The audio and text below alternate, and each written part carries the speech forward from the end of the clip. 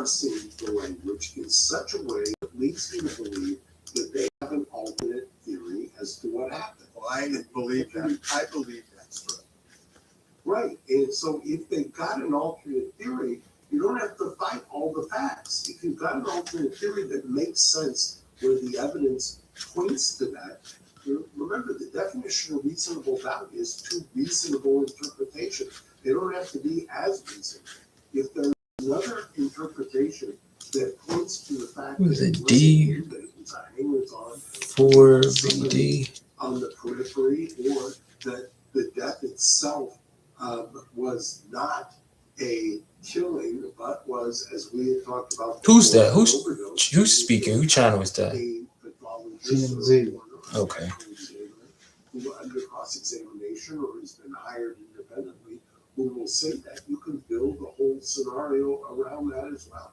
It's CA that much of what happened was not. If you want to make your own music, but you don't want to waste hours of your time scrolling, this is the plugin for you. Hey, it's Greg, founder and CEO of Output. David is not only in big trouble, he's probably guilty if all of the information in this new document Processor and says, "Where are you?" If that turns out to be solid, it feels like a cover-up. I agree. However, what if after the Uber gets to the house, she was intercepted by somebody else? That's a possibility. What if, and he's saying, "Where are you?" Because he legitimately doesn't know. And by the way, they will know who was frequently. One of the things that they know that they have not released yet He'll turn out of is some. have records of phones that were present at the exact time that were pinging off of the cell towers. They will be able to trace that. They will know, and they've done, based on everything I've heard, a pretty exhaustive investigation as to who was there then.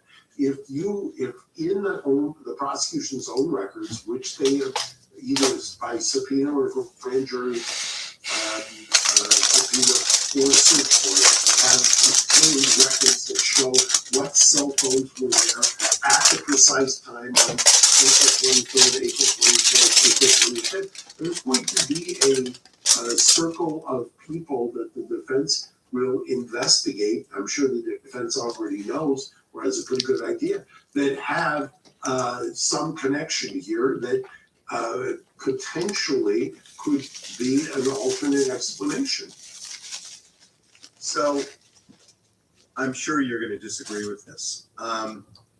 If I were the defense and I were picking a jury, I think an ideal juror is somebody who has heard about this prosecution's brief, who heard it on the news, who read about it, who followed the case, who thinks it's so solid against David, but it's also somebody that you believe could be open-minded, because then they go in with an expectation that the proof is at a level 10, and if it's only that ends up at a level 7, that might be reasonable doubt for that person. Whereas somebody who's totally ignorant, this may be enough for them. So in a way, I think somebody who kind of, drinks or who believes this, but really can be open-minded and say, look, this is the kind of person I am, and they give an example or examples of how they've changed their mind and all of that. I know that's not the way it's normally done, but I always think that what you never want in a case is for people to have unreasonably high expectations of your case. And to me, that's I don't agree with you. I think in a circumstantial evidence case, you want somebody who is intelligent, who is a critical thinker, who is going to be able to examine that. And by the way, one of the other things is the prosecution filing of this brief may be great initially in terms of kind of the smear campaign, if you will, or getting their story out there in order to taint the jury pool. However, a smart defense lawyer is going to hang that document around their neck at trial. and is going to say, oh, what about this? I can see the cross-examination with an investigating officer. Who was the witness to this? Who was the witness to that? Where did you come up with this? How do you know that? So did you just put that into a filing? Did you tell this prosecutor over here that that is what happened? How did you base it? Where did you come up with that? Or did you do that just to kind of push back and try to smear my client? I mean, that is fair game for cross-examination. Because if you overstate what you got in the way that you just earlier mentioned, that's something a competent defense lawyer is going to attack. Okay, so if you were defending this, from everything we're hearing, she had a really messed up home life, and it's one of the reasons she was running away all the time. So do you call her parents to the stand and other relatives to kind of create a situation? And I'm not saying this is the right thing to do, but I'm saying lawyers do stuff like this, where they're going to paint her as so desperate that the parents are responsible for getting her in this situation, and they blame the parents as much as anybody else, and that inures kind of to the benefit of David.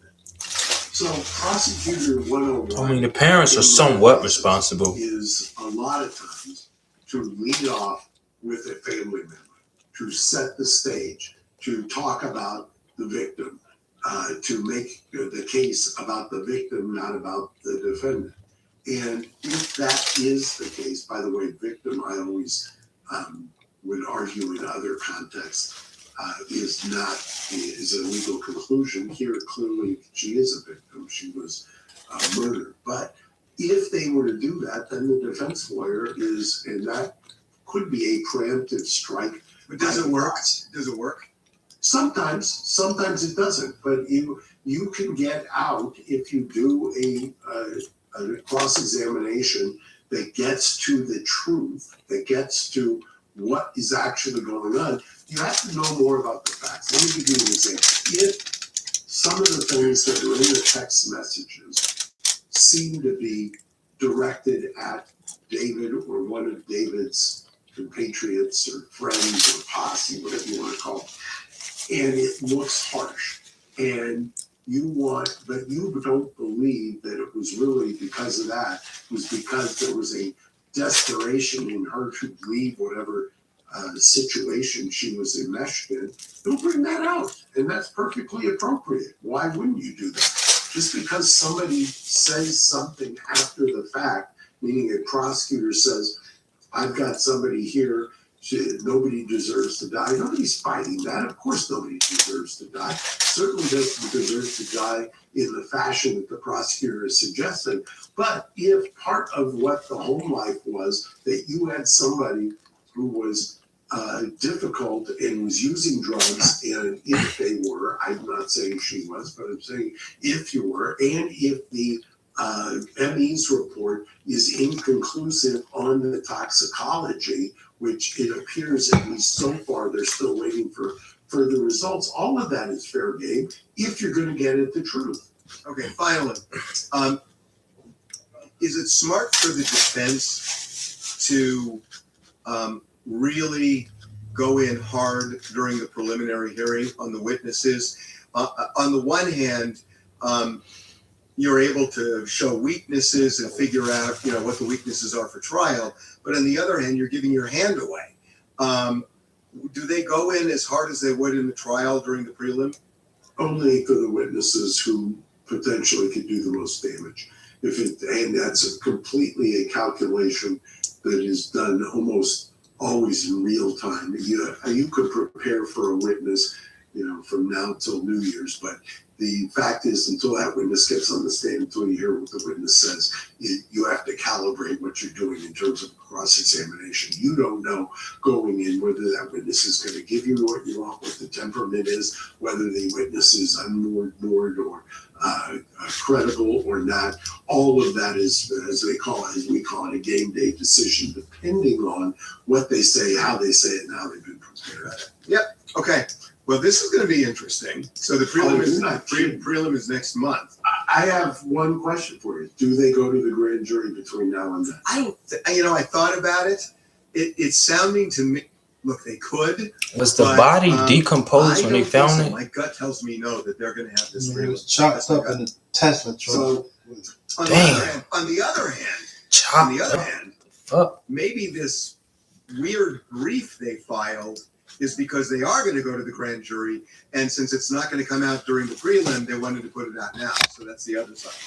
it's exactly where I am. I'm at the left. I think they go to the grand jury and then they'll frame it afterwards. The defense will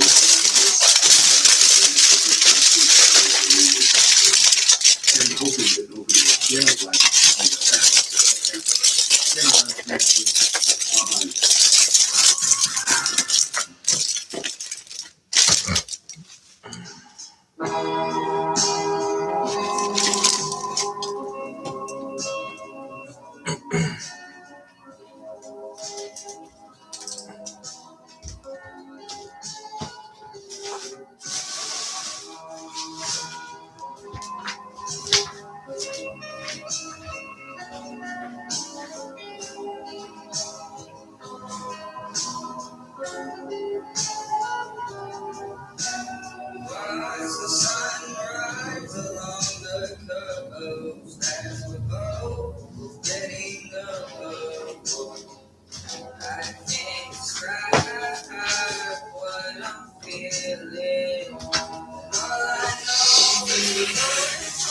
All right.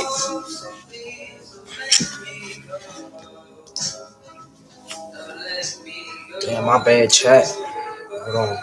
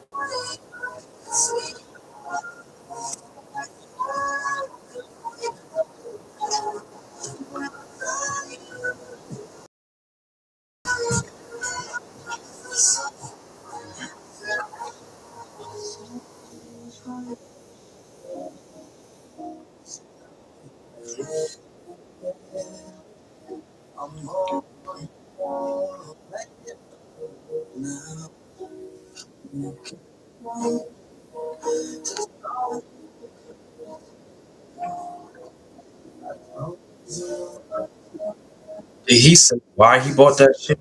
Or they just say why?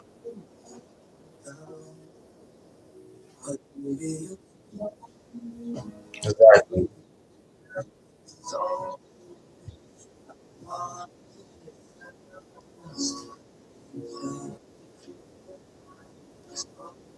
If you believe what the prosecution is saying in this brief, if all of these things become true, Here's the danger in what the prosecution is doing, that they have outlined from soup to nuts, here's what David did.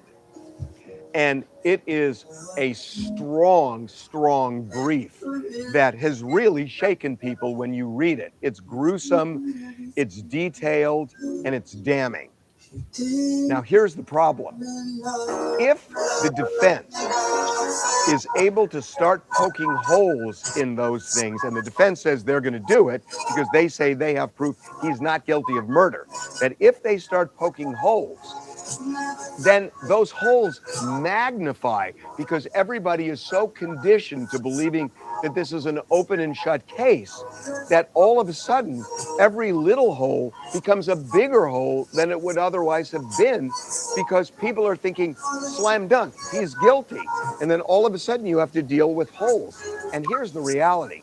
There is a hole in every case. There's no such thing as a case that is absolutely airtight. There are always holes in cases, from the way police conduct the crime scene investigation to the way the coroner handles things.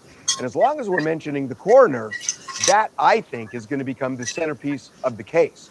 Because if you notice, the coroner has said this is a probable homicide, but that doesn't mean homicide. And the word probable is problematic because all the defense has to do is create reasonable doubt. And if they create a doubt as to whether this was even a homicide, that could bode well for David. And then the question becomes, why did it take the coroner months to come up with cause of death? Why were we told a couple of months in, after her body was found, that they may never be able to determine cause of death because the body was so badly decomposed and dismembered? So what allowed them to suddenly reach a conclusion that's not definitive homicide, but is more probable homicide? That's going to be a centerpiece of the defense's case and could play well with the jury. So, way too early to know. By the way, there may not even be a preliminary hearing. I know it's scheduled for next month, but the DA still has the power to go to a grand jury and say, indict him. And if they indict him, there's no preliminary hearing. That also may be a reason why the prosecution presented this brief for a preliminary hearing, because they're able to get the case out to the public, knowing perhaps that they're going to go to a grand jury, so there'll never be a preliminary hearing. So at least it's out there in the public. So a lot is still up in the air. Stay tuned. You don't feel like getting up, going out, or working out? Sounds like you don't feel like much of a man anymore. It's not your fault. Most likely, you.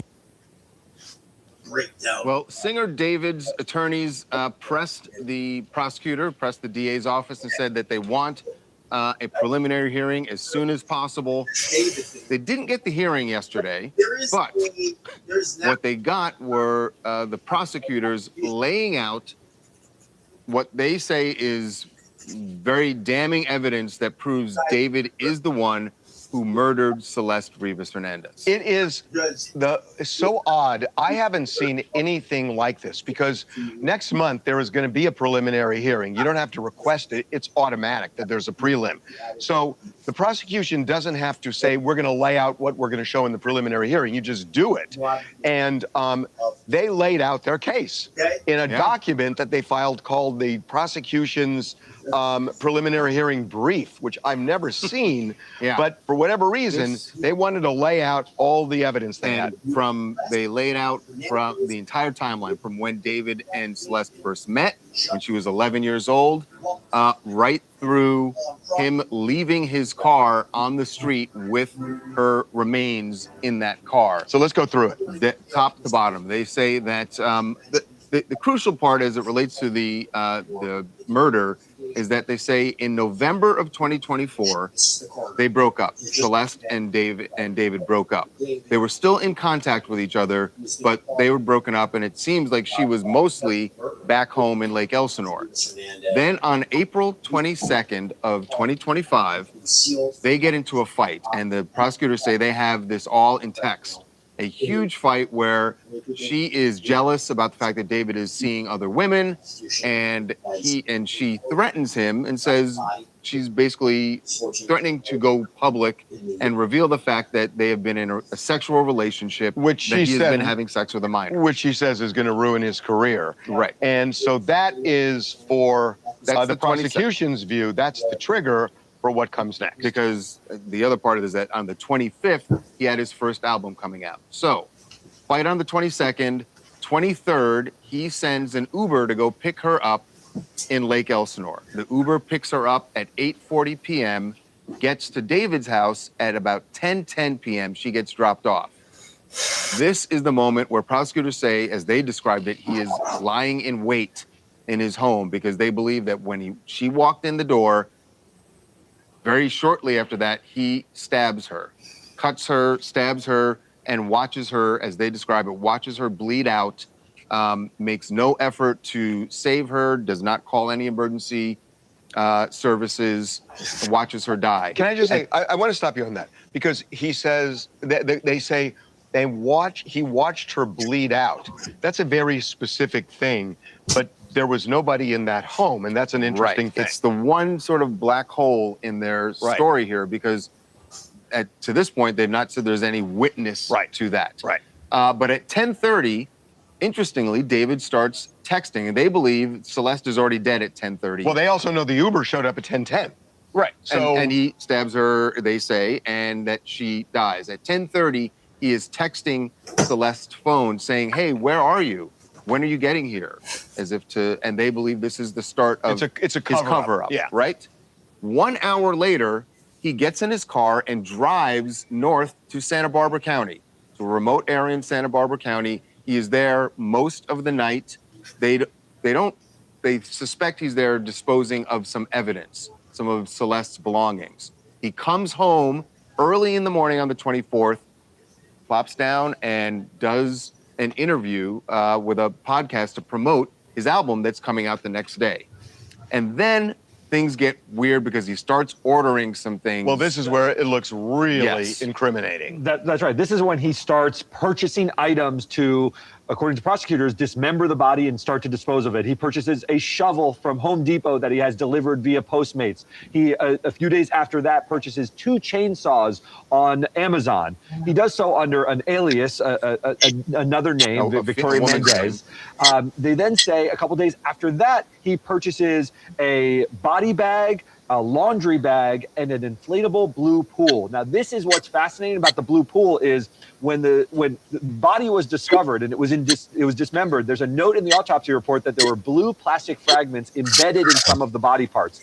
The forensics team by the prosecutors has now matched, they say they've matched those blue fragments to the pool that was put down to protect the floor where he was dismembering the body. So a lot of incriminating evidence as to disposing of the body. So never did. What's going to be interesting here is, the defense is saying whatever he did, he didn't murder her. Right. And so that is what is going to be interesting. Are they going to say, yes, he dismembered the body? It's going to be real hard to say no. It's going to be real hard to say no, because why do you have a chainsaw? Why do you have your body bags? Why do you have a shovel? So that's going to be hard, but we don't know how they're going to show reasonable doubt on killing her. Right. We don't know. But again, all of this that they've laid out seems like they have a mountain of evidence against David. So how in the world will his defense team mount a defense when this ends up in court? Joining us now to discuss this, someone who's been on both sides of the court as a former federal prosecutor and now a criminal defense attorney, Katie Cherkasky. Welcome back to TMZ Live. Good to see you. Thanks for having me. So, circumstantial evidence can be enough. Is it enough here? Well, from what has been released, it sounds like these investigators did a very solid job of connecting all of the dots to this defendant, and it does not look good for him, needless to say. That started with the fact that the body was found in a car registered to him, so that certainly didn't help matters from the defense perspective. But at the end of the day, the prosecutors still have to prove that he was the one that committed these acts beyond a reasonable doubt. And like you said, it's circumstantial. There's not an eyewitness that says, as far as we know, that they saw this. However, the prosecutors have released very specific details that seems to indicate that they have put together a very detailed story, including very specific dates and incidents and Amazon orders that have brought it to this point where it looks like he might be backed up against the wall. But of course, there's always going to be a defense raised in any case.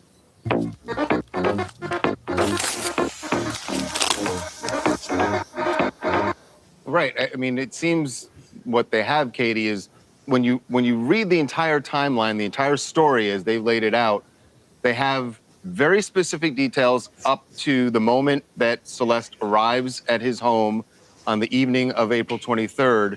And then at 11:30 on April 23rd, they know that he leaves in his car. But in between there, really the only evidence that we know of that they have is what the ME has said, what the medical examiner said, report saying that she was stabbed and that there were 2 wounds in her abdomen that were different from what you would wounds that would be used in dismembering the body. Is that enough? Because they don't have the murder weapon and they haven't really placed that weapon in David's hand, at least from what they've laid out here.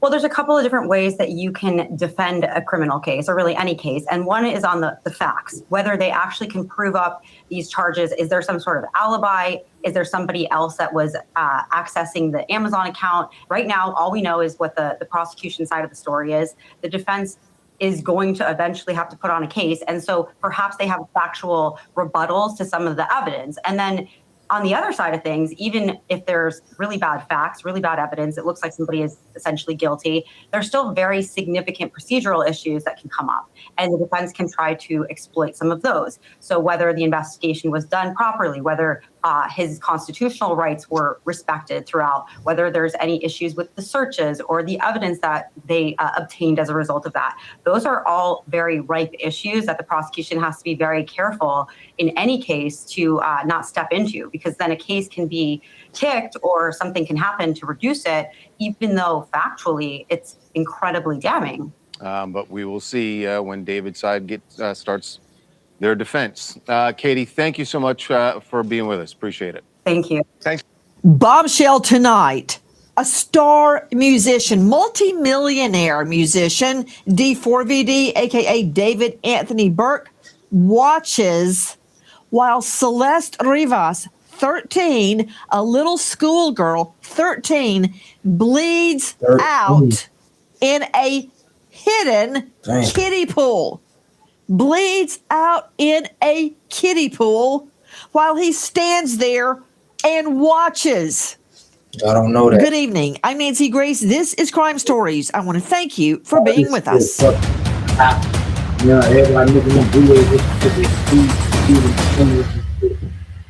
This little girl partially skeletonized. Her left eye gone. We don't know why they wanted to keep it secret for so long. When I read this, I felt nauseous. I got hot all over because I think of Celeste as that little girl. Are you single? Maybe you're divorced or new in town. It's time to meet your match with Events and Adventures. Repeat.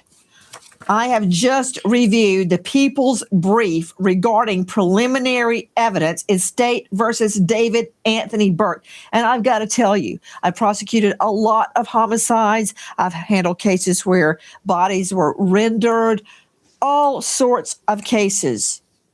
This is beyond practically anything I've ever seen. Joining me, an all-star panel to make sense of what we are learning, straight out to Joseph Scott Morgan. He is a professor of forensics, Jacksonville State University. He's the author of Blood Beneath My Feet on Amazon. He's the star of a hit podcast series, Body Bags with Joe Scott Morgan. But most important, he is a death investigator with over 10,000 death scenes under his belt. did you read this? That's a yes, no. Yes, no. Did you read it? Yes, yes, yes. I sure did. Okay, I really don't know where to start, but can we start with he, D4VD, David Anthony Burke, stands by and watches Celeste bleed out in a blue kiddie pool. Remember the other night I was talking to you and I said, what we are learning is that there are tiny fragments, microscopic fragments of blue plastic in her body, in the cuts on her body. And we were talking about, where did that come from? What could it be? Now we know that SOB placed this girl to bleed out in a kiddie pool. No, nothing. It's more than I can take in. Yeah, I'm glad that you're using the term bleed out, because let me explain something to you real quick. The injury, which in my opinion, and I think that the ME coroner holds this opinion as well, is the lethal injury here is going to be the liver. Nancy, if you sustain trauma to the liver, I've seen this with stab wounds, gunshot wounds, and motor vehicle accidents. It is not a quick death. This is an agonizing death. The liver is very vascular. Next to the brain, it is the most vascular organ in the body.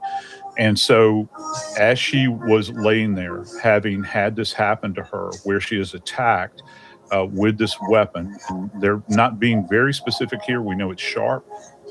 Nancy, she would have bled out, or exsanguinated is a fancy term, but bled out into her abdomen. And it's not one of these things like a gunshot wound, all right, to the head or something like that. That's not what we're talking about here. It would have been a slow, agonizing death that she would have gone through. That experience specifically is enough to send a chill up and down your spine.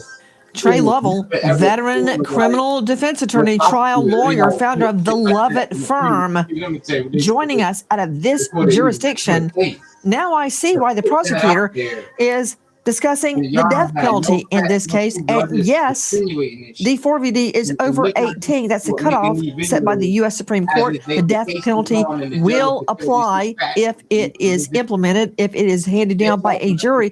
Trey Lovell, could there be anything more aggravating? That's a term of art.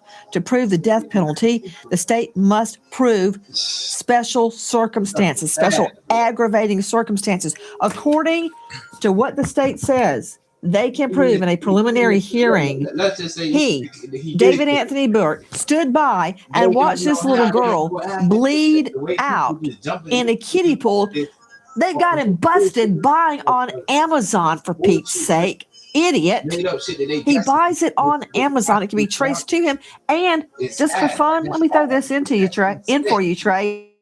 He used a fake name. He used a different name to buy the kiddie pool.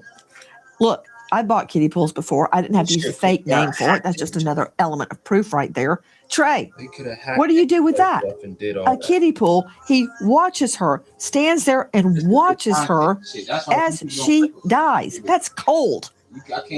Well, listen, the death penalty is absolutely the most draconian, worst sentencing that we can have. So we're way ahead of ourselves. We need to establish the basic elements here. We need to establish the evidence and ensure, what this guy did. We're at the very beginning.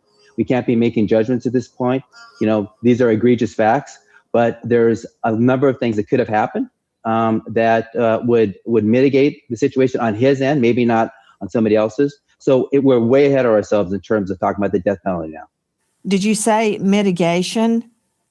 Did you say what? Was he a Cub Scout? What mitigation is there possibly out there that would reduce the fact that the state says in writing, this isn't a courthouse room or up and down the halls outside the judge's chamber.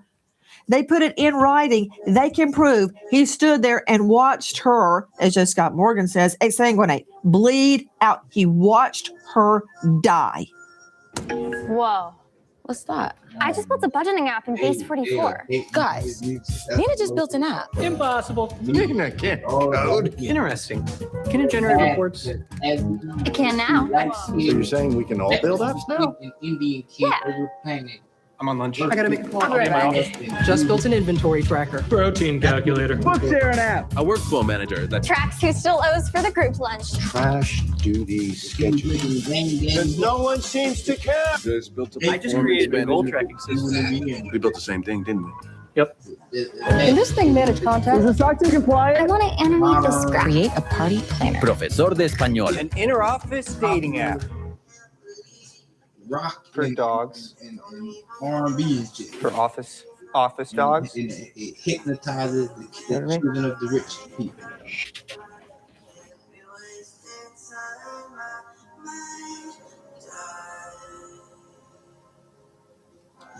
Never ever sue the driver who crashed into you after a car accident. There's a better way to get compensated that's faster, easier, and could get you way more money without spending years in court or paying expensive lawyers up front.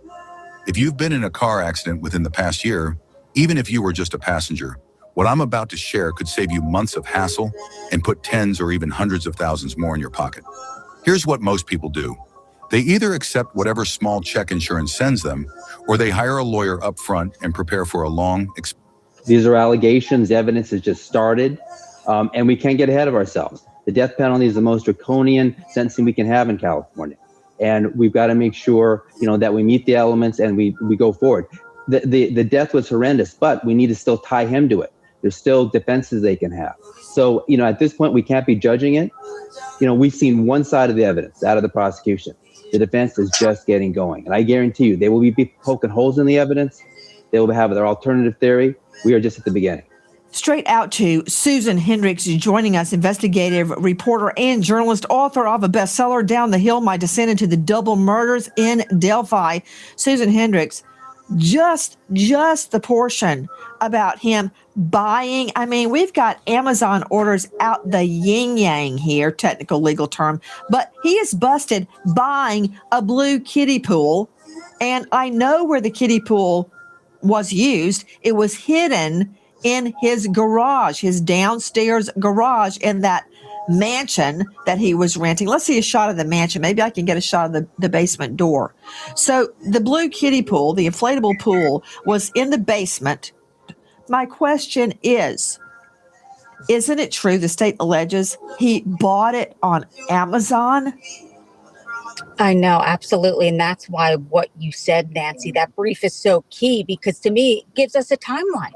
It shows us what he bought. You mentioned it with a fake name. And to me, it says he changed his mind a few times. Out of the gate, buying a shovel. Did he use that? But the kiddie pool is so horrendous. I wonder what his train of thought was, thinking, I'm going to order this. And this is so she won't bleed everywhere. It's horrific. And that's what the DA said, Hoffman. This is a parent's worst nightmare. There is the shot, Susan. If you can look at your monitor, this is from our friend Harvey Levin over at TMZ. There is the garage door down the side, the bottom level, the back side of the home. Okay, I'm looking at everything you're saying. Another thing that did not escape me to Joseph Scott Morgan, she was identified by her dental records. Mm-hmm. You and I know what that means. Yeah, and she's in such an advanced state of decomposition, Nancy, and that's critical. Actually, it was as a result, I think, probably to a great degree of the orthodontic work that she had done. Remember, this child had braces. All right, let that sink in just for a second. And because of those braces and the work that had been done, the orthodontic people would have had extensive records on her teeth. And I'm assuming also that they ordered these up pretty quickly. You've got a dentist that's cooperating with the ME in order to get her tied down, get this ID tied down as quickly as possible. And it could be, I don't completely buy it. It could be that maybe from a sampling standpoint, the DNA was degraded.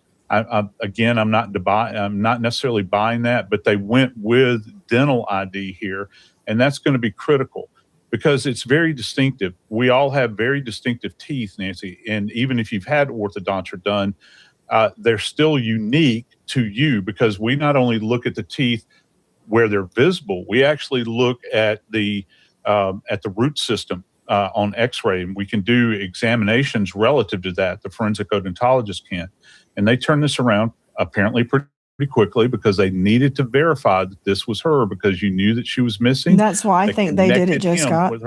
I think they used dental records because they couldn't wait on DNA. They already knew of Celeste Rivas' existence. They knew she was missing, and they wanted to get that dental match. They wanted to get an ID on the body immediately, and dental records were the fastest way to go.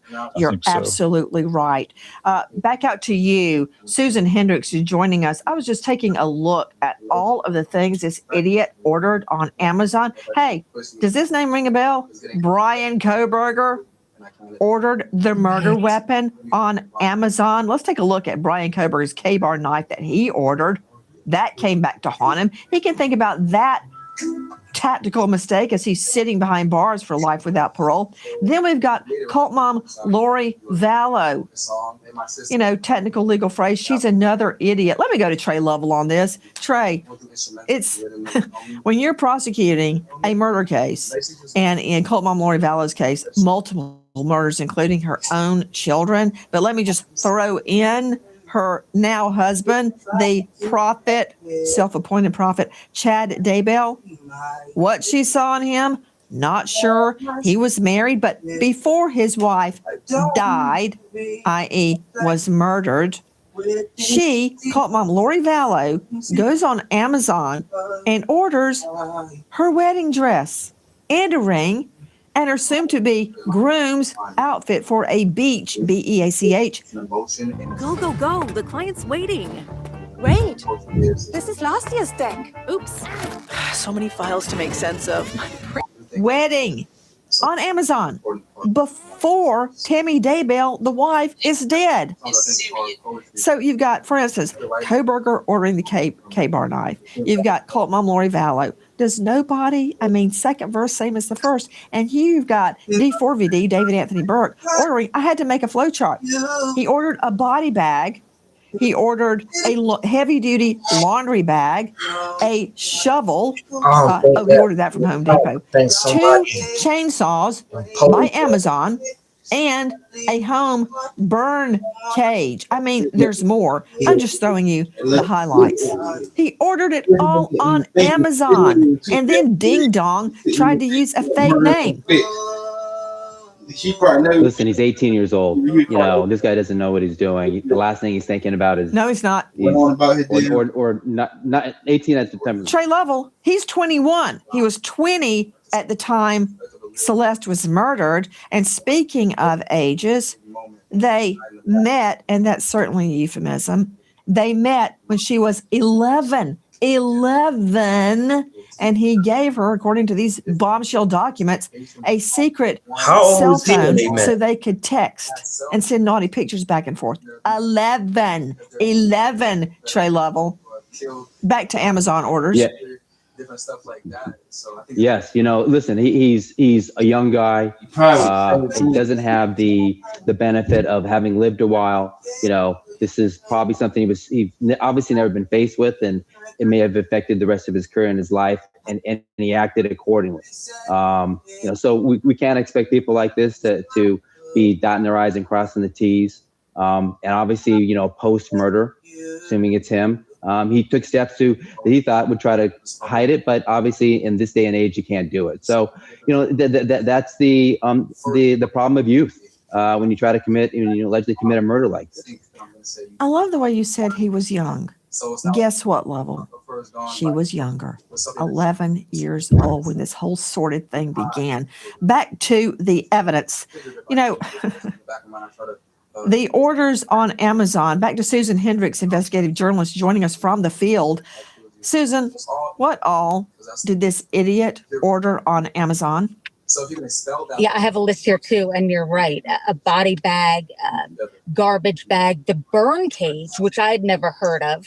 As you said, Home Depot, the shovel, just on and on. Picturing him on his cell phone, scrolling like we all do through Amazon, getting, I don't know, laundry detergent. No, things to get rid of a body. And you're right, just 11 years old when they first connected. 11 with braces. The parents got involved, said, no, you can't see her anymore. What'd he do? He went to her middle school, paid a kid $1,000 and said, give her this phone. And they continue to communicate. A baby in middle school.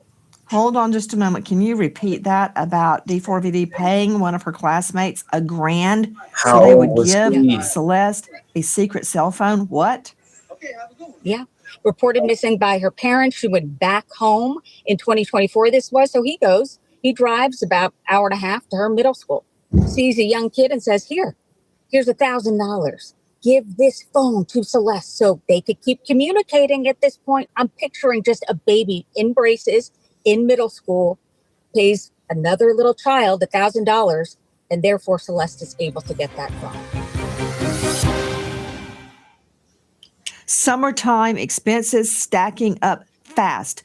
For many, the only option is swiping that credit card, leaving you trapped in a cycle of high interest debt.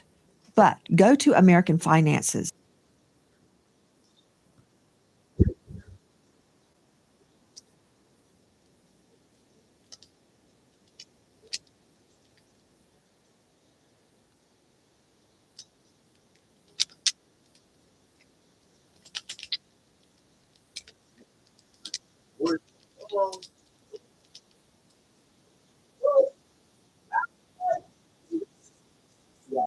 Dang.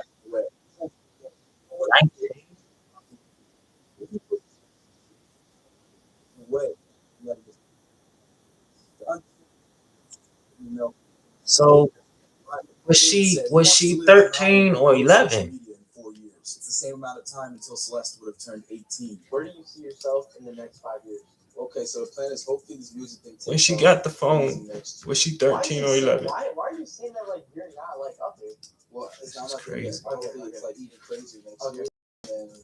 To delay 2 mortgage payments. American Financing, America's home for home loans. 866-888-0344. 866-888. Hey, bro, can you make me something that sounds like I just died, went to heaven in Japan, and some angels started singing to me? He's the author of Mainlining Philly, Survival, Hope, and Resisting Drug Addiction. The author of Aftershock, How Past Events Shake Up Your Life Today. She's the producer of Utter Nonsense, a documentary. And you can find her at drgeraldynutter.com.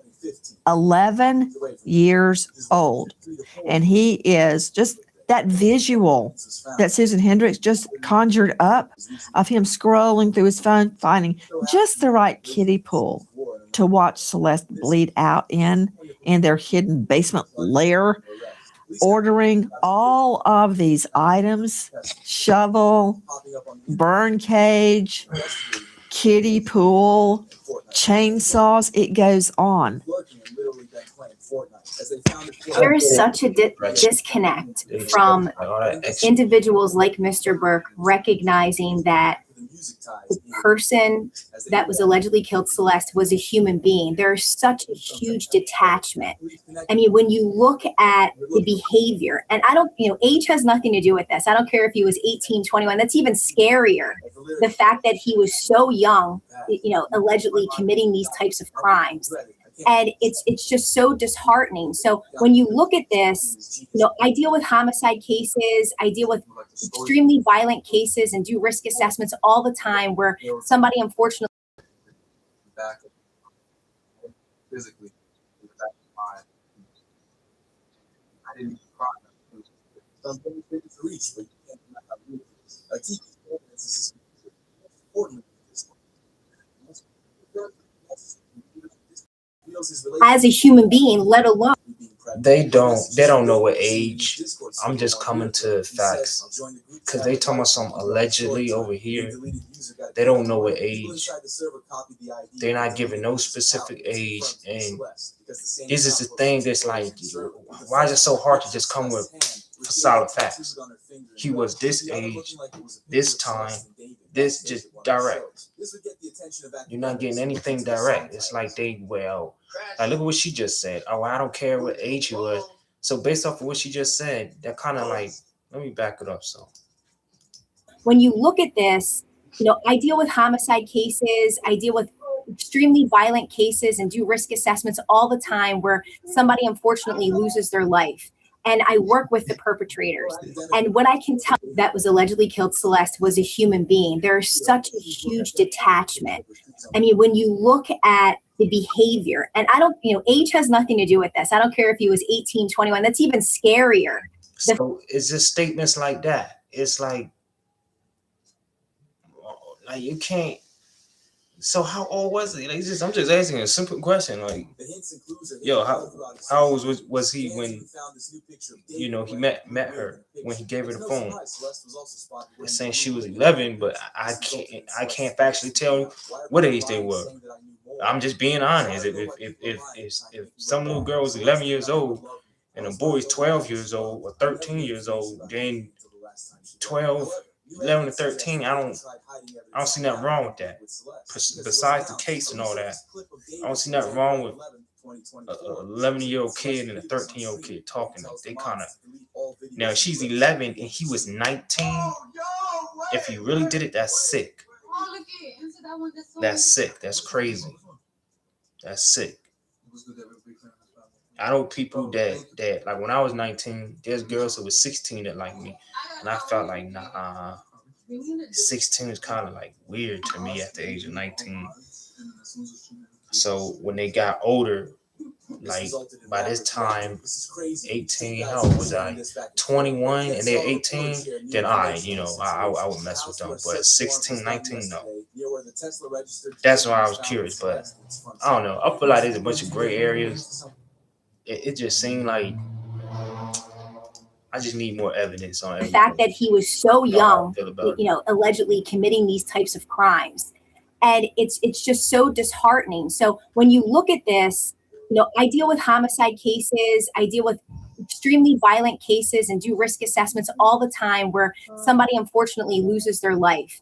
And I work with the perpetrators.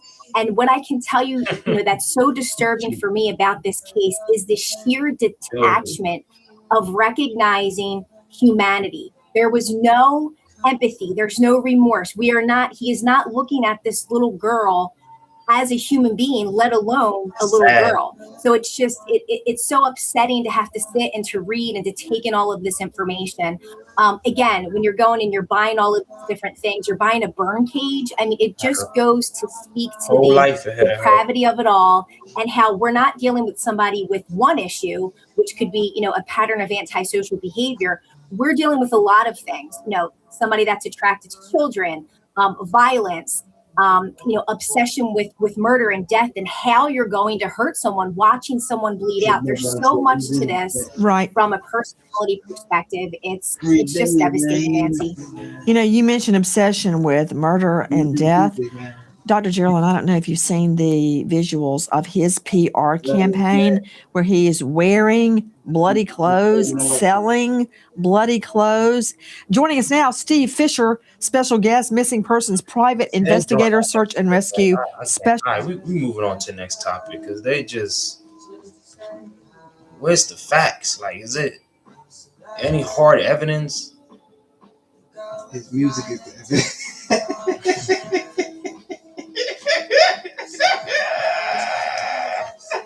his music is evidence. They said, boy, this is damn, we can't stop these black folks, man. Just when we thought that we could push the image of them as being gangsters and want to be shot right, killer, bang, bang, drill music, here comes this nigga.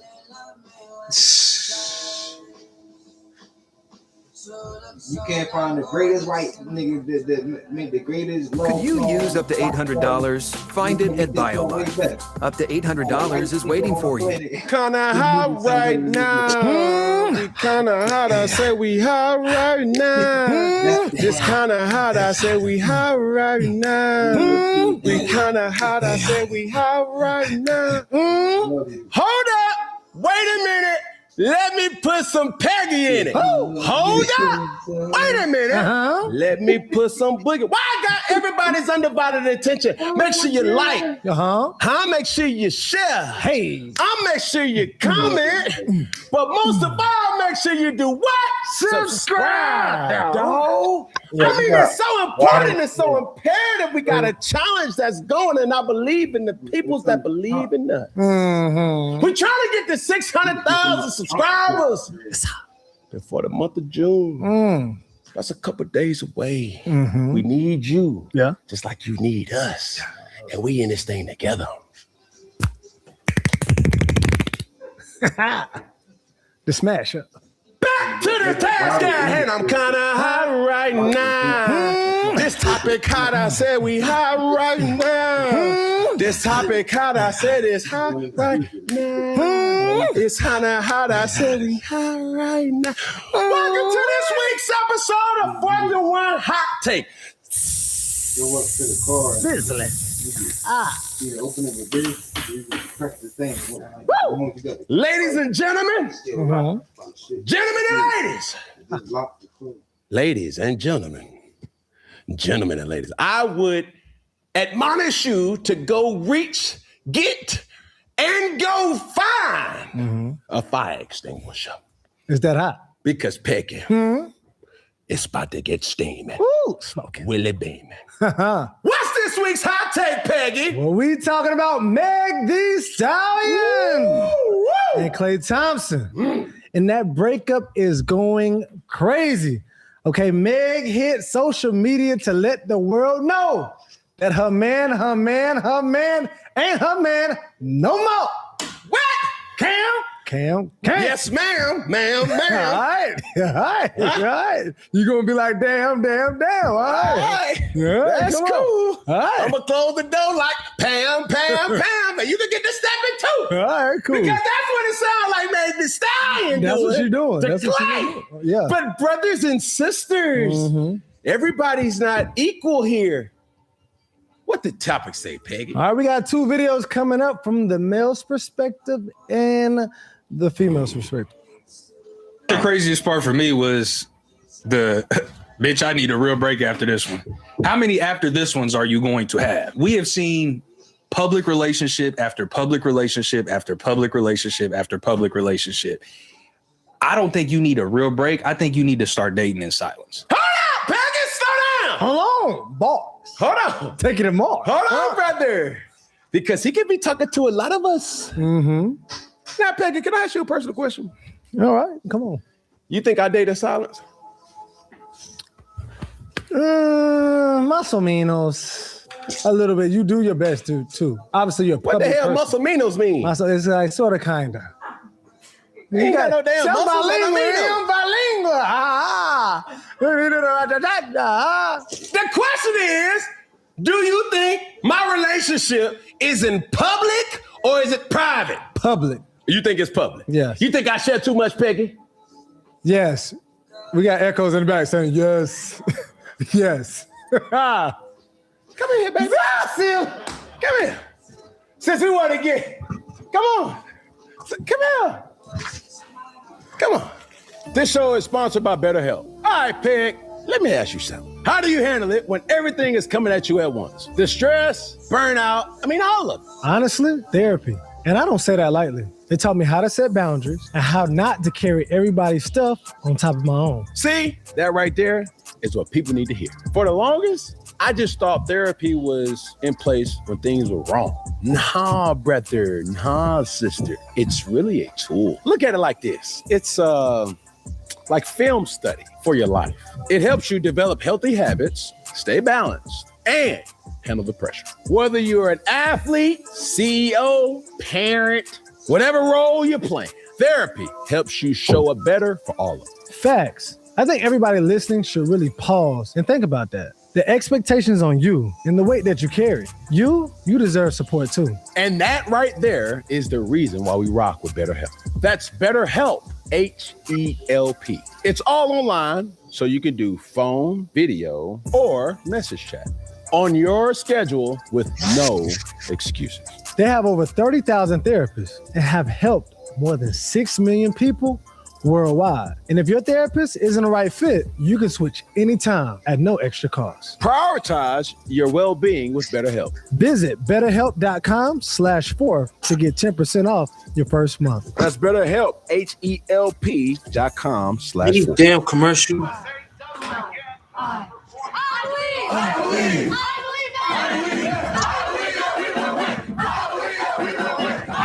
Nope. My girl, my lady, my head. Oh, he talking Do you shit. think our relationship is private or public? Public. Speaking to the mic. Get out of here. Yeah, just to answer that simple question. We got some members of the media in here.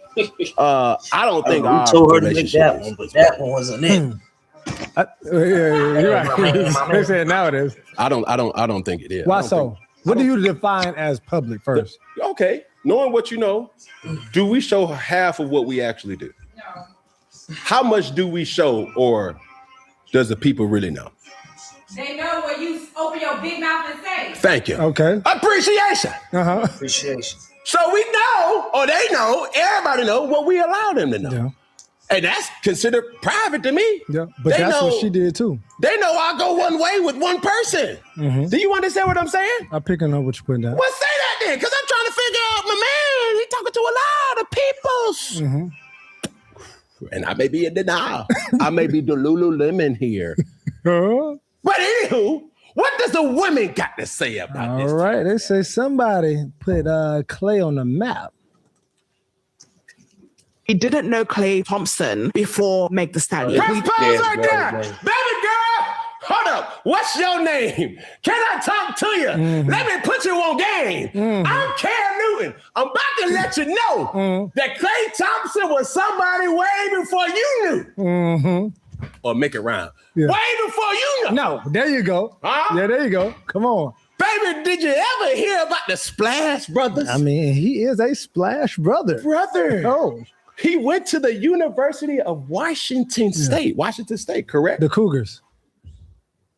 But for the sisters that's out there, because you didn't know him, that doesn't mean he wasn't him. No, he was an NBA champion before. Hello. I mean, he was a part of something that I don't think we will ever see again, not in my lifetime. No.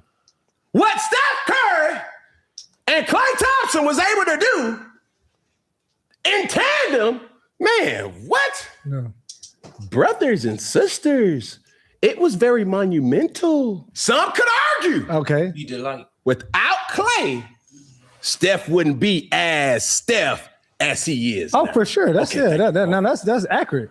So, Steph wasn't the one to raise baby without Klay. girl, slow down. You're Baby speeding in the school girl. zone. You're speeding. Yeah, she is. Because if you thought or even had an epiphany to say that Klay Thompson wasn't nobody before Megan the Stallion, And she sounds like she got a little accent, so she might not be from. no. Yeah. If you talking on his name, I don't care where you from. Yeah. You could be from Peggyton. Well, that's a great place to be from. Be damned. Bullshit. You dig what I'm saying? It don't matter. Yeah. Because realistically, he had a name. But keep finishing the video at hand. Okay. Didn't know Stephon Diggs before Cardi B. And while these guys have... Hold up! Because Stephon Diggs got a stray. Yeah, she just. Hold She on! did catch one. Baby girl! Stay in urban world. We talking about Klay. Why you gotta shoot stuff? Why you gotta shoot? No. Somebody gotta stand up for the brothers. Hello, ladies and gentlemen. Stephon, have we not heard it of the miracle in Minnesota? Mm-hmm. That ain't nobody. Have we not heard of the person who was dominant in Buffalo? And the streets knew about digging them out, Diggs. Talking about brothers and sisters.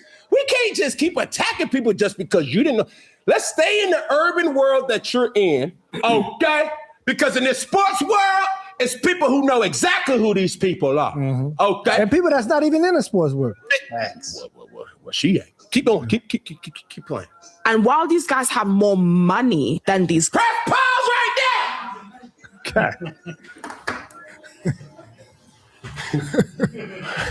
Cause let's just be honest.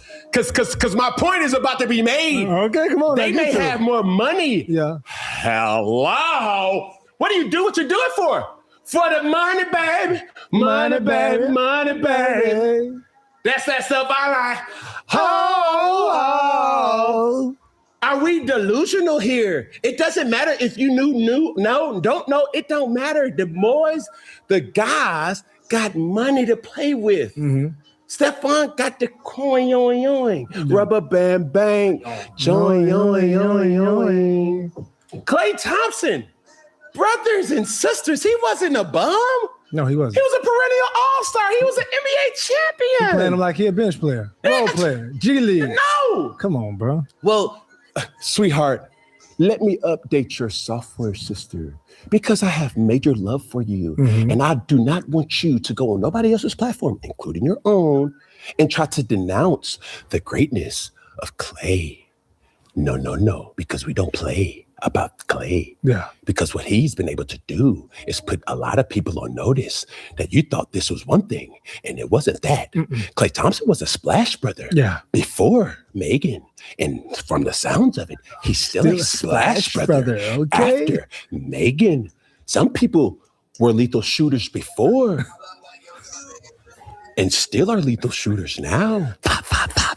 Without the song, my man, my baby, my lover. No. Yeah, this guy was doing it at a high level for a long time. Yeah, for sure. Now, we all know who LeBron James is, right? Who was the person that was guarding LeBron James? Who was the person assigned to LeBron James? Who was the person that got matched up with LeBron James for the most part during the NBA Finals, during their runs?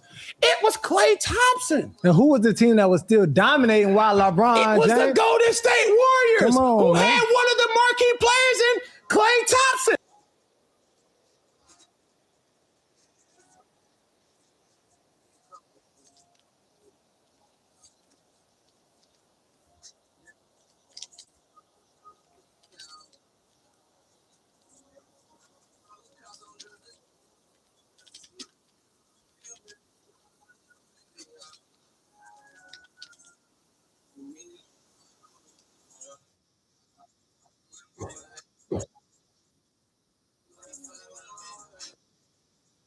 Dang.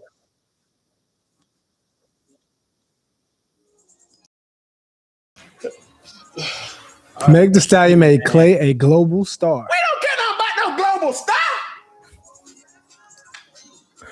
I mean, I think he's Speak for international. yourself, Big. I'm speaking for me. Yeah, I'm speaking for me. And I'm riding with Klay. They don't care nothing about being a global star. What's more global before Megg was that he got a doggone Chinese apparel deal with Anta. Yeah, it's global. Global? Yeah. We didn't need Megg to get that. Zone. I got it out the mud by my damn self. We didn't need no Megg to do that. Nah, he didn't. That money was already cashed in. Cha-ching, already in the bank. Shoes already tied up. Now clock that. Mm-hmm. He ate. Yeah. Whatever. Listen, baby, understand that Klay was that boy before Megg. Respectfully, or Klay. But you gotta get them. They both respect. You gotta get down at Klay because we were on a handstand, which would inevitably make you looking. There you go. There you go. I know I was gonna paint the picture. I knew he was going, but I was like, okay. Stay with I me. got you, GPS. Stay with me. Get off your handstand and stand straight up. Keep playing my video. All right. No, these men like to use these women for come-ups and for social status because, like, don't ever get it twisted, girls. Social currency is still a currency. Press pause. Press pause. Social currency. It's still a currency. Social currency is still a currency. Social currency is only currency for women. What do you mean by that? You got to elaborate. You can't walk up on that one. Social currency is only currency for women. Because of what? Because if a woman has a following, has influence, she can use her name to do certain things. Try doing that as a man. If you had Man don't got no social currency. Who is that? What do you do? What it's gonna be like? What do he do? What does he do? Mm-hmm. He can't get in just because he fly. He can't get in because he's just a pretty face. Yeah. He can't get even streamers, YouTubers, content creators have their own money. That's true. Rubber band bank, boy. Like, come on, that understand tab gonna come to you at a. So as a woman, you can have social currency and you can still navigate in life. That doesn't work for brothers. Yeah. If a dude say, "Hey man, we got so and so in coming in tonight," who? That's cool. What But he he's do? still- And how he gonna bring more people to come? Exactly. And is he gonna pay this tax? Exactly. That's true. So for her to sit up here and say social currency, Matt, no, baby doll. Sweetie pie, honey bunches of O's. Let me school you because your teachings are outdated. I need you to go up to that Apple, touch general settings, and what you will see is an icon that says update your software, and you'll realize you're out of date. Brothers and sisters, that right there, I don't see Klay Thompson using Megan Thee Stallion for social currency or to get put on. He was already on, brother. Big fact. What are we talking about here? Not a lot of people, regular people, can give Megan Thee Stallion the lifestyle that she's expecting. Like, okay, I got us, brothers. Okay, what you got? And I love Megan. I love you, dog. I just understand this, but we got to put things into perspective. All right, where you at? Men and women date for different reasons. Because now when you see the lineup of who Megan Thee Stallion dated versus who Klay Thompson dated, it's apparently clear that what Megan was looking for in a confidant is a person to trust to provide provision and protection. That's emotional protection and physical protection and provision that be able to make sense. Like, hold on, I'm Megan Thee Stallion. I need somebody that can really get me to, you know what I'm saying? Like, I'm a global figure. You are right. Who can match my fly? Who can match my aesthetic? Not a lot of guys can do that. So therefore, when we look at your list of individuals that you have rumored to be with, Moneybag, yo. Tory Lanez, Party, He got a Lamelo, point, man. Lukaku, Torrey Craig. Gotta be honest. Possibly. And Klay Thompson? I ain't the Craig. There's only about 2 or 3 that can really give you what that battling in the Because when I think about impact in where Megan is, not a lot of men can match that aesthetic. But you're saying global. Okay. Not a lot of men can match that. Okay. Now they made it look the part, but actually being the part is 2 different things. Yeah. Klay Thompson checked all them boxes. The beige brother got it now. He put them together. The beige brother. Yeah. See, y'all thought he was a Russell Wilson. She tried to go Sierra. But listen here. She tried to 1-2 step away on thought he over. was Russell Wilson. But deep down inside, he was more Future than what people gave him credit. Okay. And he took his mask off, Book. He took the damn mask off. He was playing March Madness on that dog. I know it hurts sometimes, but you'll get over it. That's third degree burn. Yeah. It's trolling right there. The boy walking around some Gucci flip-flops right now.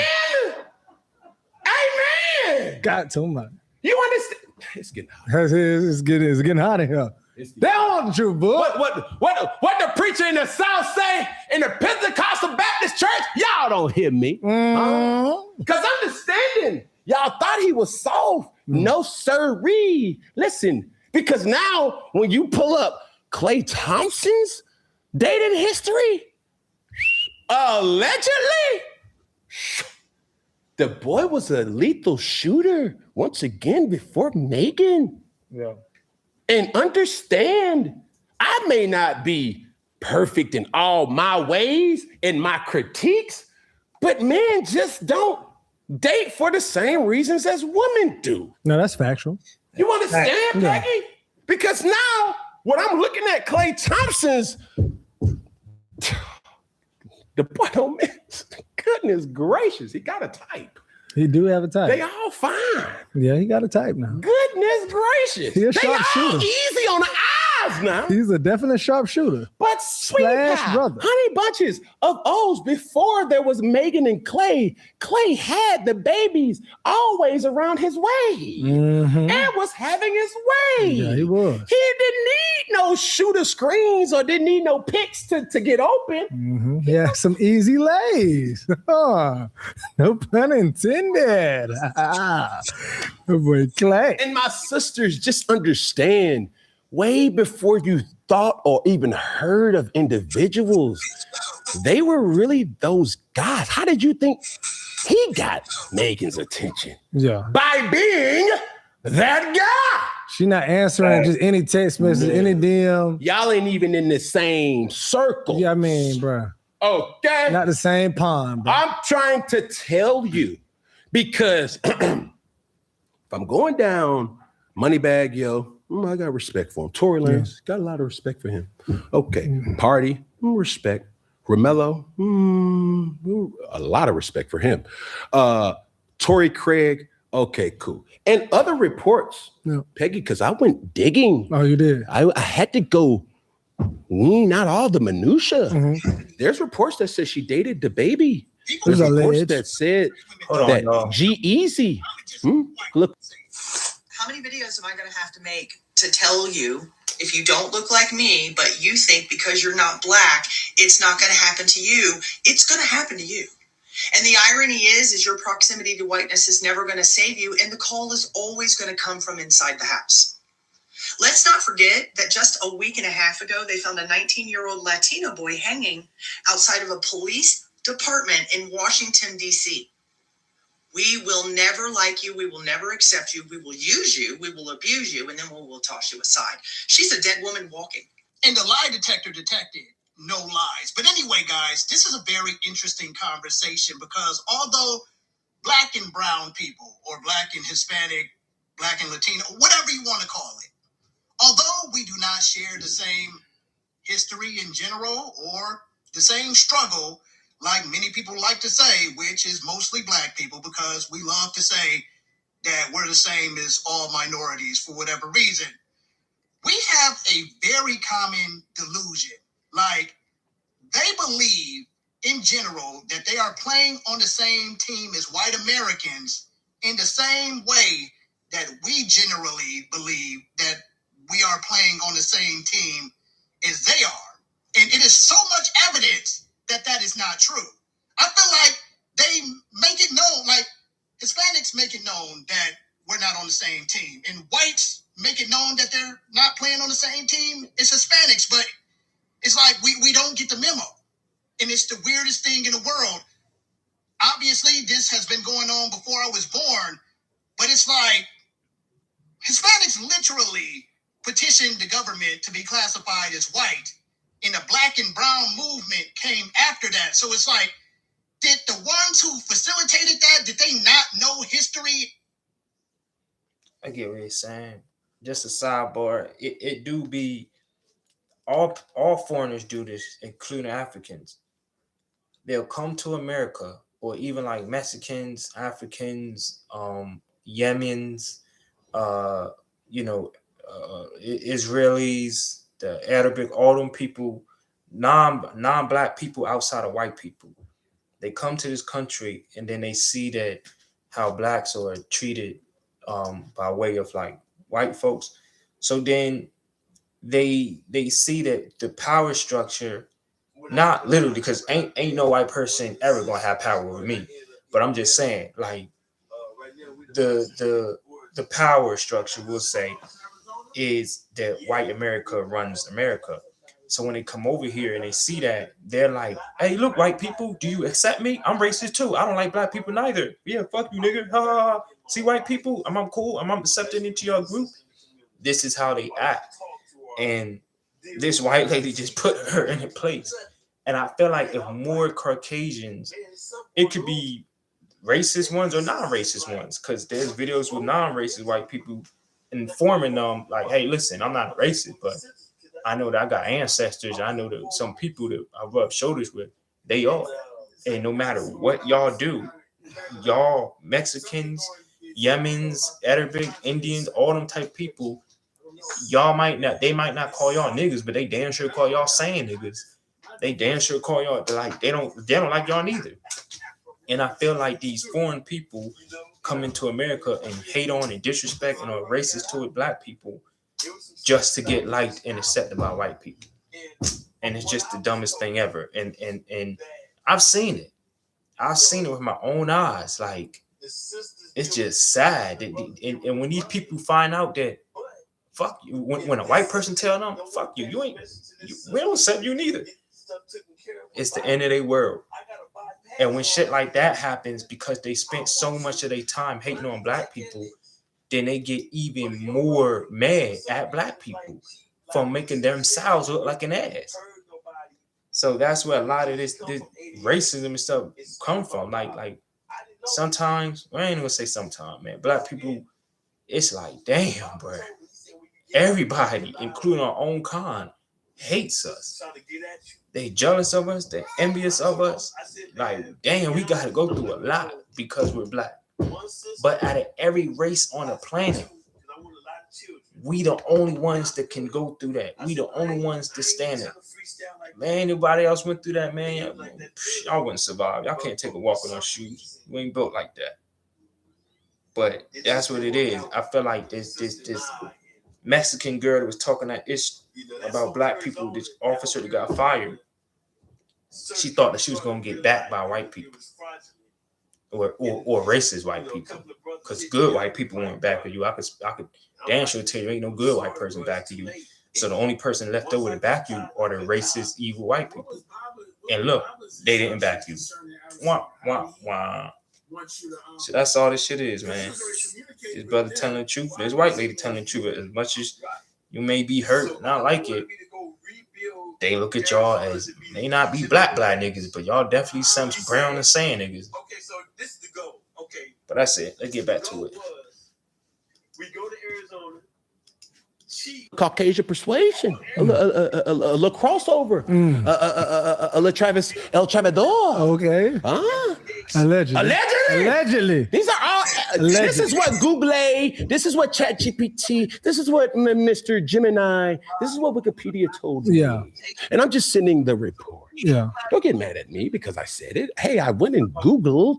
I Googled these things, and this is what it came out with. And last but not least, they said her and Trey Songz was this right here's a panty dropper. Not your side of the bed. Oh, I bet the neighbors know my name. Taking, screaming, shouting. My name. Well, we know your name now, Mr. Trey. Hello. So tell me this though. I'm telling you a lot. Yeah, but we were talking about how you go about your relationship, because obviously she started it loud and ended it loud. All right. So while they was there posting pictures, you know what I'm saying? Was cool. Thanksgiving, interviews, like, you know, I love my man. My man, my baby. He loves me the right way. Such a nice guy. Hey, hold on, Peggy. And this is the reason why, you know, my other half is here to kind of speak. I didn't know she was coming here today, but she's more than welcome to pull up on me anytime, 24/7. Well, I call it a 25/8, 366. Okay. She got full access to me. But understand, if I speak publicly, I have to give other people opportunity to speak about me. It's just what comes with it. You put it out. How many times have we heard Jazz is crazy for dealing with a sucker like Cam? I hear it all the time. Just look at the comments. Girl, move on, go on and get. I hear it. Yeah. Girls are always lifted up in a different stratosphere than men.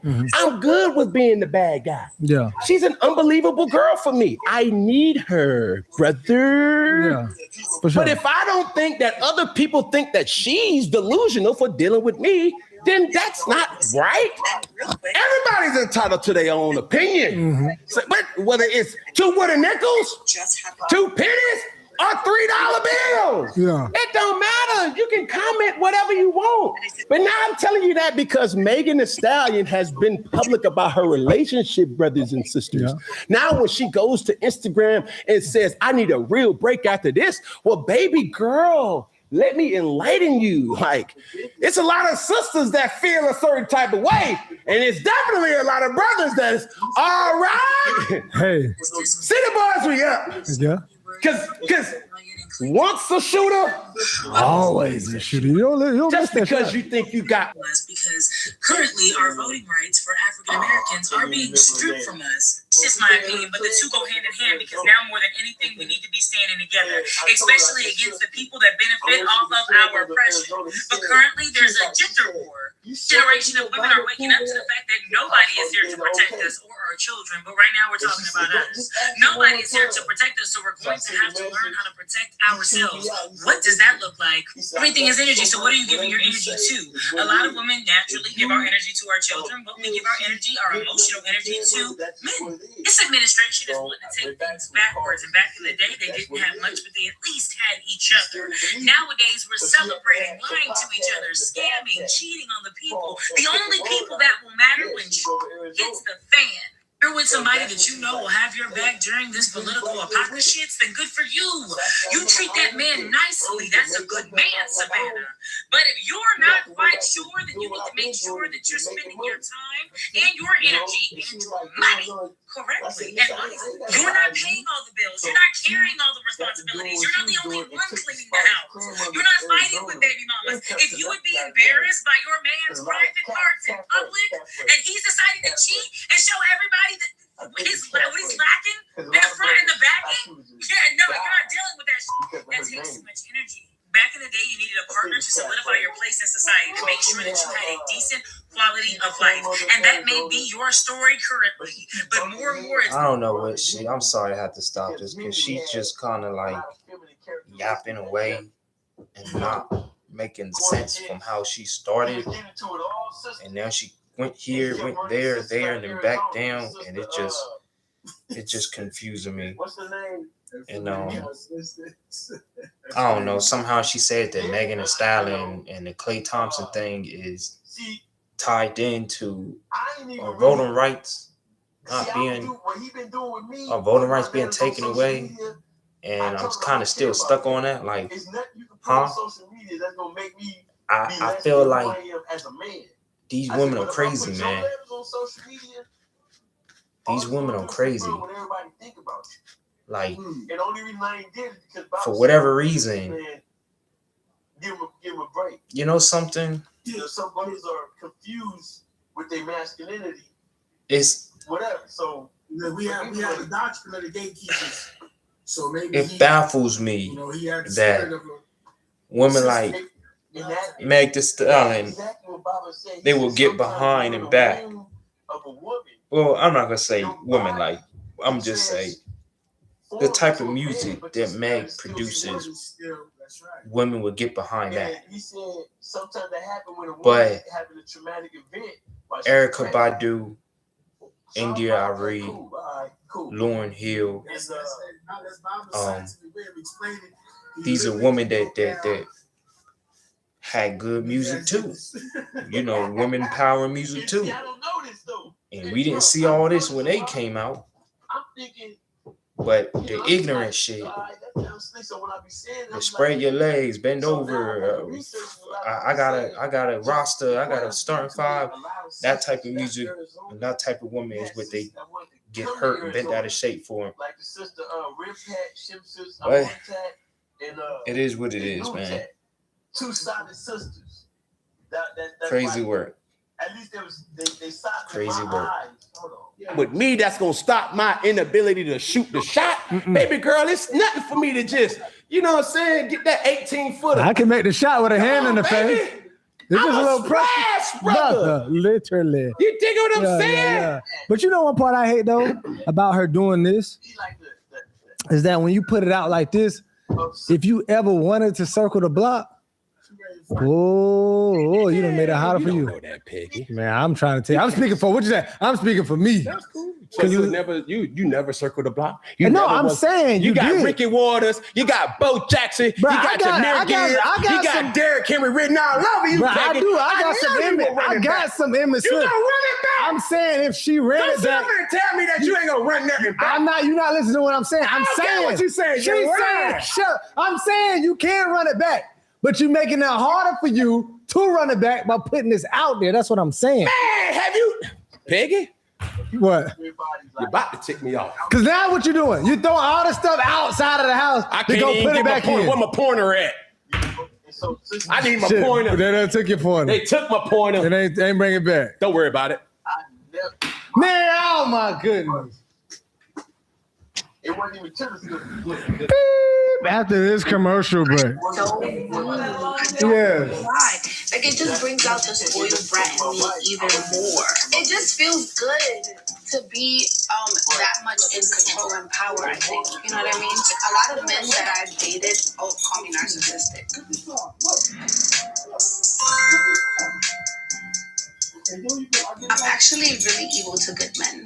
I'm mean to them. Like the guy I was about to call right now, he was so nice to me and so good to me, and like it just annoyed the fuck out of me. Like, nigga, you don't have a backbone. My friend used to record me like secretly, and then she showed me later on, and I was like, oh my god, I said that. That was horrible. One time it was somebody's birthday. It was a guy's birthday. A guy that I made a lot of money with before. We've never done anything. We never did anything. Nothing. We were strictly just friends.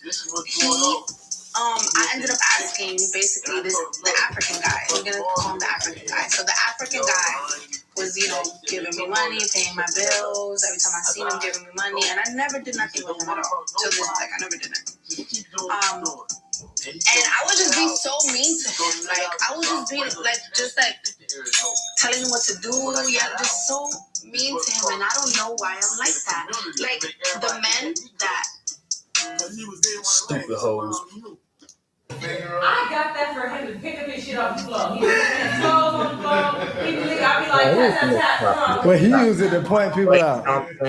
So did you find your pointer? Yeah. Oh my God. You are a liar. No, I'm not. I said I'd do some run back. Are a liar. But you aren't listening, okay? Move your hair out of your ears and listen. I'm telling you, she's making it harder to circle the block. I didn't say she couldn't circle the block. I didn't say I didn't circle the block.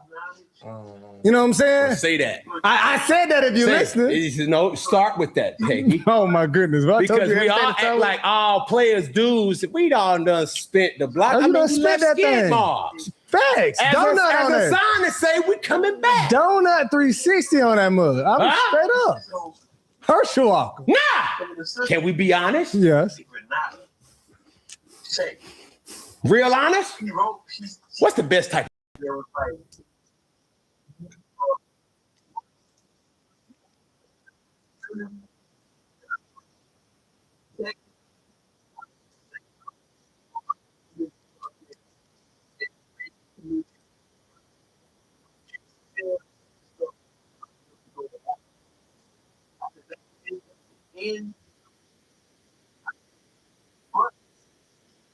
Planet Fitness.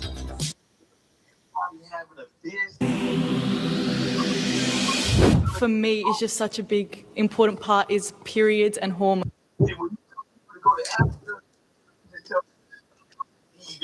The only guarantee that tomorrow's going to get better than today is that you're personally growing right now.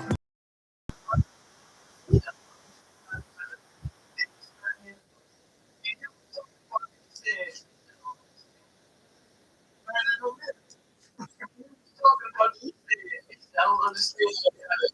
They be studying all these things. They don't know. If I stay before the act, they don't right now. I'm buying no houses over here in America. Don't open up no business. But we leaving.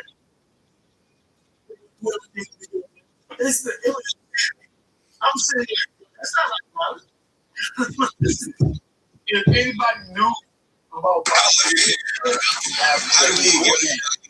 you can go out and take a lot of shots.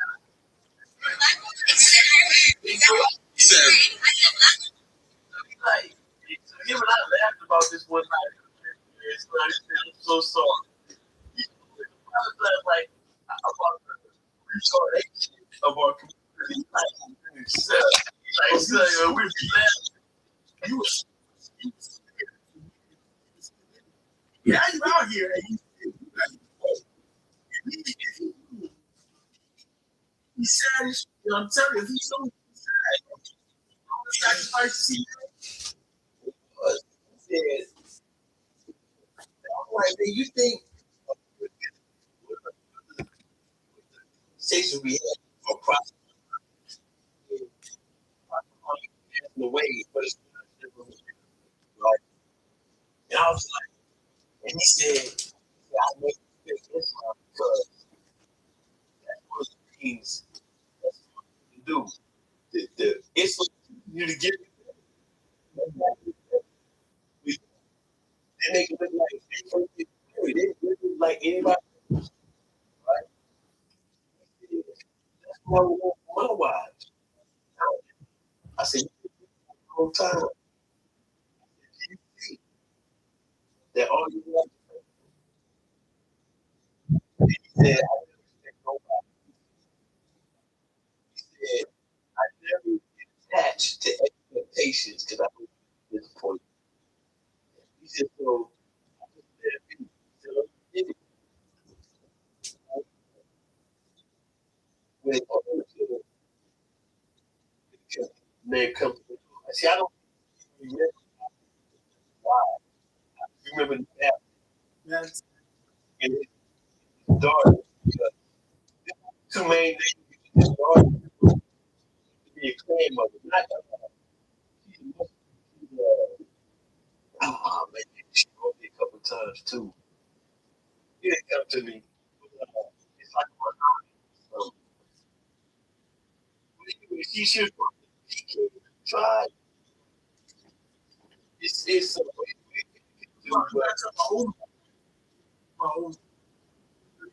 just was.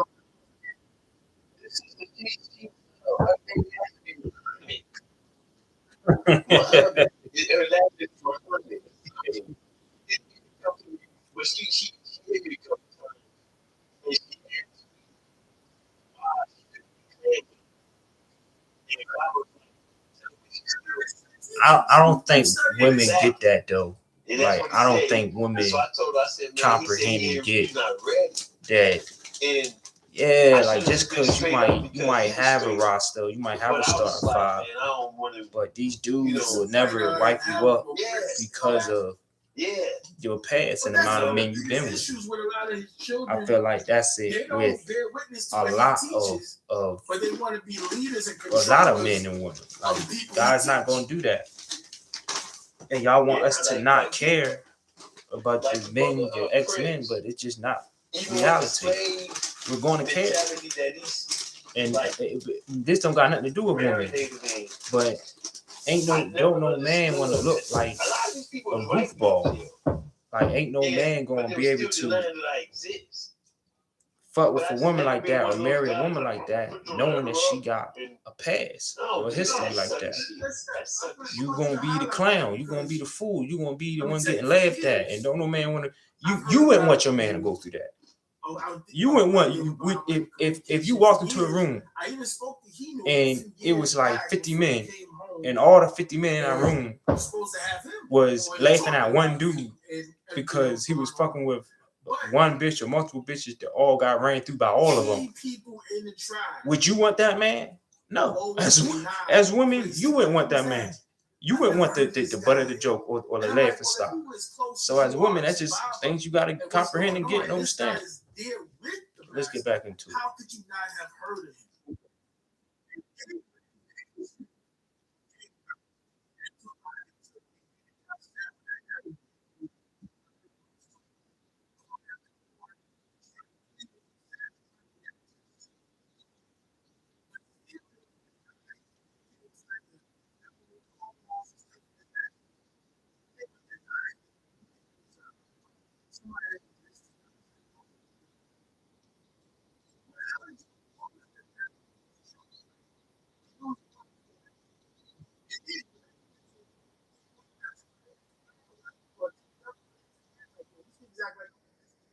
Right.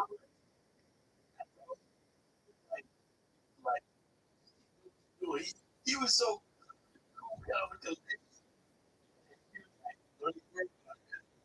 the people that was putting money. She had money. So he was like, about that.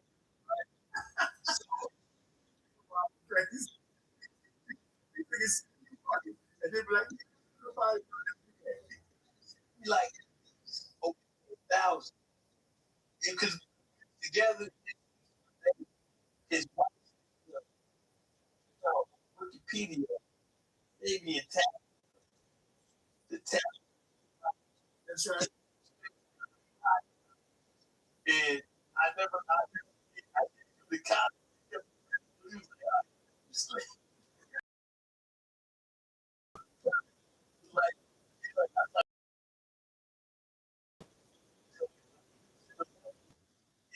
And wait, in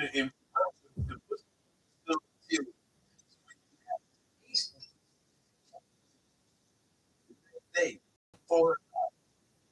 2 days later, somebody 700. A few days later, somebody 600. They were just kidding. I don't know about it. Money. I'm this. You know, you could, you know, do something.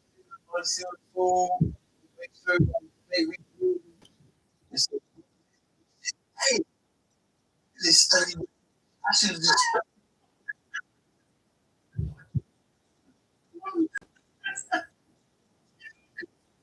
Baba,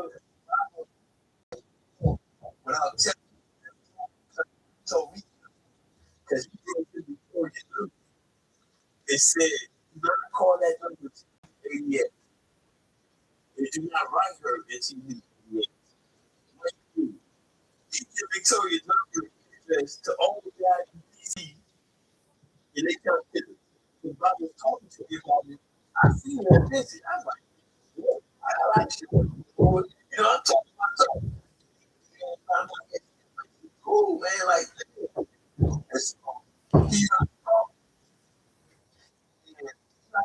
he found information.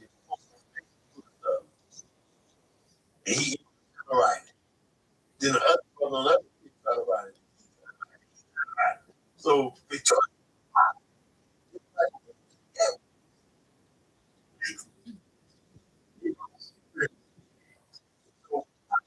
he said,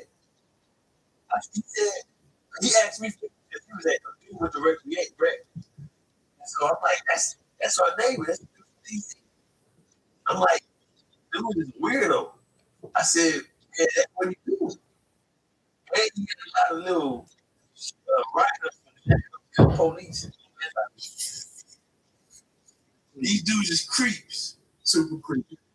When I say creeps, man, said Papa, man, yeah, so bro, nah. So when you first came home, you was on the calls with the government calls. Because I was that. Yeah. They're telling you, get on. They keep nothing about you. Oh, they tell you, Arizona. Just what happened. The sister got mad. One of the sisters said, by one of the brothers with noon tag. So my position is, police. Send some investigate that.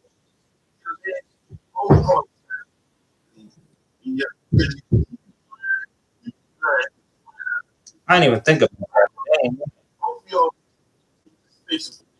Yeah. My position, she went on that conference call, and the brother, go to the police. I'm like, the same people that very same thing. Protect.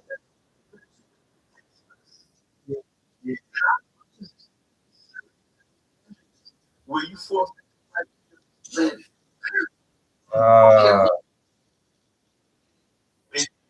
the activists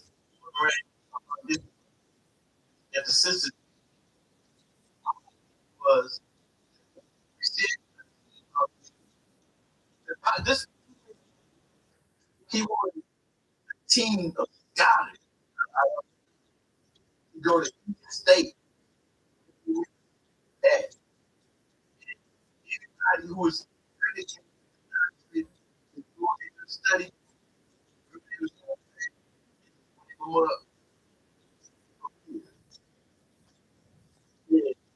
he said you would get so bad because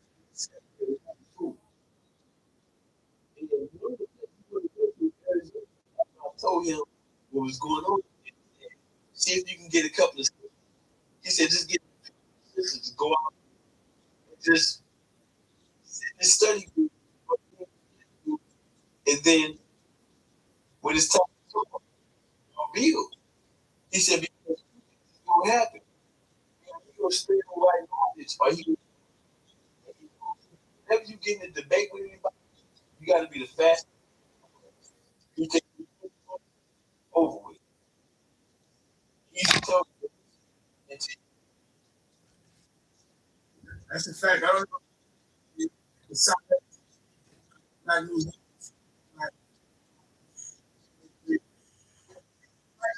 It's on before.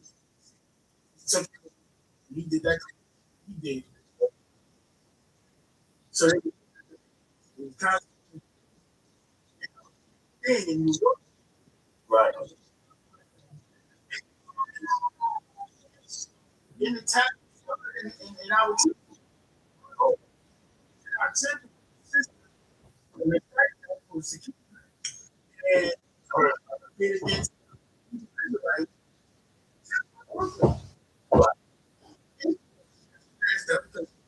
talking about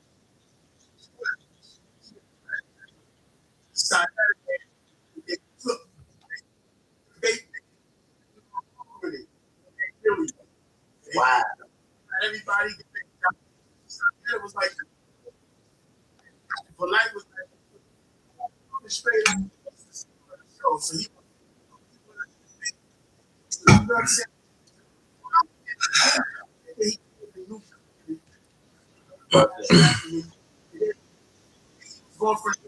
still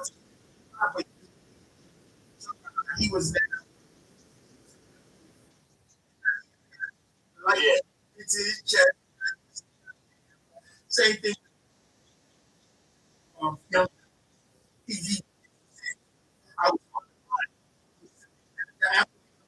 was abducted.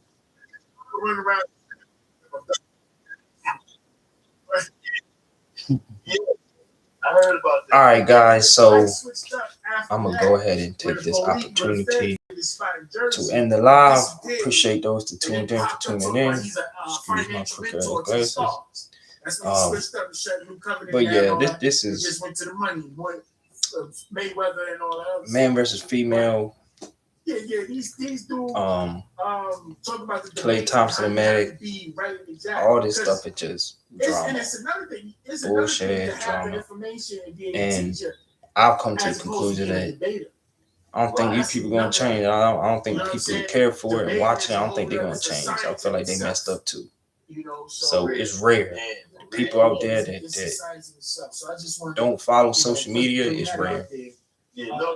I've literally had a family member as well as a friend go through hours of debating me on how social media actually does mean something in today's world. Like it is important. And it's crazy to me. Like they actually live by that shit. So that's just where it is, man. But we're gonna go live again later on tonight. With that being said, man, I appreciate y'all for tuning in, listening, and watching, keeping up with horror. I'm all your host. Until next time, always remember peace, love, and unity. I'm out. I'll see y'all later.